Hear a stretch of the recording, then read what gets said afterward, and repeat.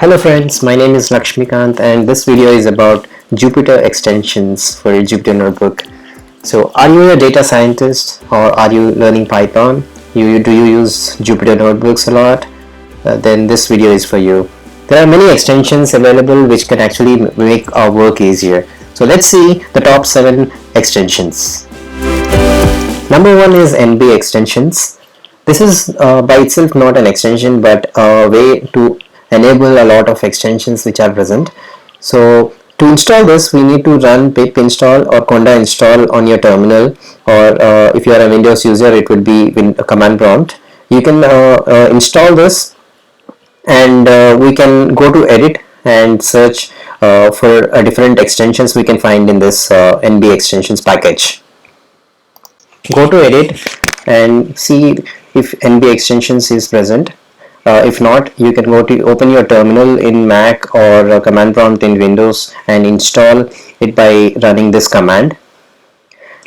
Once you run the command, it will install the package and you can go back to edit and you will be able to find the extension there. If you don't find it, refresh the page first. If still doesn't find it, you can restart the kernel and it will come up. I have restarted my Jupyter Notebook and now I should be able to see the NB extensions. Once you are able to see it in edit, you can click on it and you will be able to get into a different page where you will have all the extensions which you can use.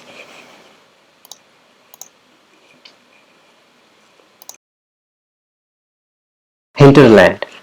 This extension is available through NB extension, so you can search for Hinterland in the search box and you will be able to check and enable the option. But for the first time when you install NB extensions you will not be able to get that. It will be grayed out, so you need to uncheck this box and now you are able to enable those extensions. It is automatically enabled, and if you don't want it you can disable it using the disable button. Documentation of how to use the extension is available in the same page. Hinterland is an extension which helps in auto-completing the code. Without this, you would require to press tab and check for the available options for code completion. However, Hinterland enables the auto-suggestion as you type. You can also configure the behavior of the extension such as hint delay, hint inside comments and more. The parameters can be changed from the NB extensions menu. For the first time when you run, you might not find the auto-completion. So you can refresh the page and open the notebook again.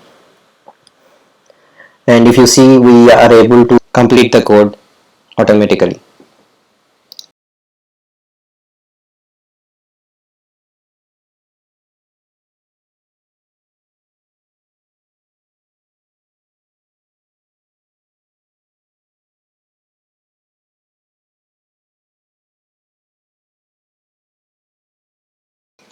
Next on our list is execute time.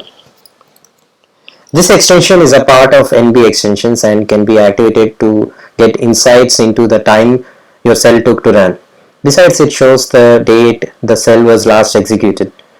As a data science practitioner, it is essential to optimize the code to run faster.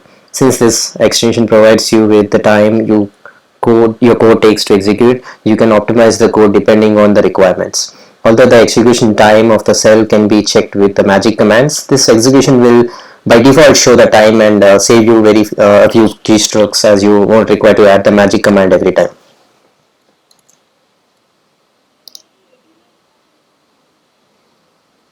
Next on our list is snippets.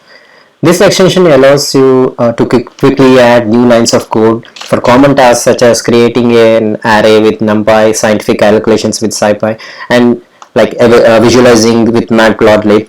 You can create your own code and you can add it to the snippets using this extension. In your installation folder, you will find an JSON file named snippets. You can open with any text editor, and you need to edit the code, add your code which you want to have as a snippet. In the documentation page, you will have an example. You can copy and paste it and you can edit as you like. And once you save the file and refresh your page, you will be able to find the snippets as you see there. The next one is called table of contents. Now, if you know, in Word there is an option where you can create a table after you have completed your project. So in when you actually write your projects in a notebook, this is a very good option where you can write the headings, and those headings will be automatically taken into the table of contents, and you can have the indexing as well automatically. So when you click on the title, you will in the table, you will automatically go to that place. So let's see, we have created some titles here using hash, and using two hashes we are creating a smaller heading. This will be a subheading, subtitle.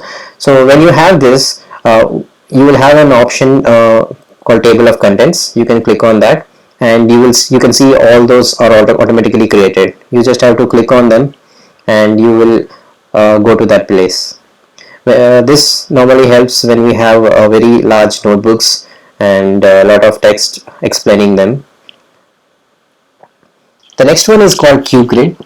This is one of my favorite, but you need to install it using pip. You can do pip install QGrid or conda install QGrid through your terminal or the command prompt in Windows. And once it is installed, you can refresh and restart your kernel. This extension helps you filter your pandas data frames as you do in Excel. So in Excel you can directly filter and select some values which we want to filter, right? So in pandas we have to create masks to filter any data, but using QGrid you will be able to create an object of pandas data frame, and we can directly filter it using the GUI. So let's see how it works. So once you install it, you can refresh the page, and I have used a let me create a data frame, a pandas data frame. I'm using the snippets to get the numpy.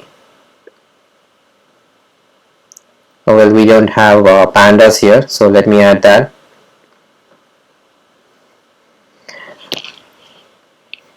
Now df is the data frame. So if you see, you don't have any options here which actually help you filter the data. You need to use masks. So now let's create an object for QGrid.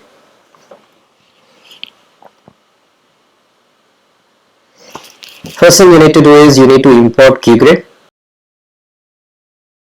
We need to create a widget using QGrid which has the data frame, pandas data frame in it.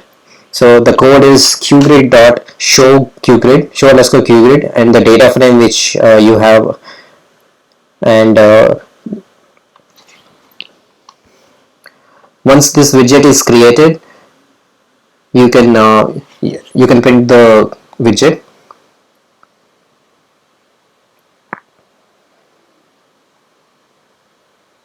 So now you can see there are options to filter, right? So you can filter any of those fields, like we can select the dates which you want to see, and those dates will be filtered. We can select countries. We can this is exactly like using masks, but pretty easy if you just want to see visually how it works. But if you want to use this data, then you again have to go back to pandas. Again, documentation is available for this as well. You can uncheck and reset the filters. Also, there are some filters which has range, so you can just drag and use those filters.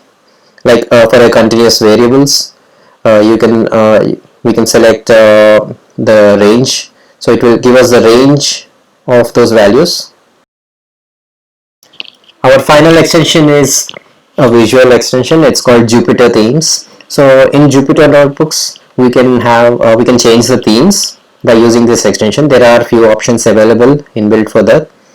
So let's install the Jupyter themes. So for this, we need to use the command conda install c conda for Jupyter themes, which is in there, and you just have to say yes. And once it is installed, we have some options to select the themes. So let me show you.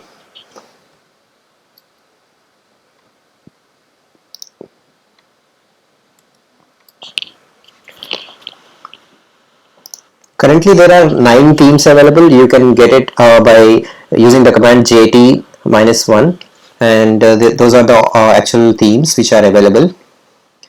And once you apply any of those themes by using jt -t and the name of the theme, you need to refresh the page, restart the kernel, so that it will be reflecting there. There are many options like fonts and the color themes which could be changed to. The documentation, for the documentation I have put the link in the description. You can check and explore some of the options. So those are the 7 extensions I use in the Jupyter. So do you know any important extensions? Please let me know in the comments. Thank you for watching.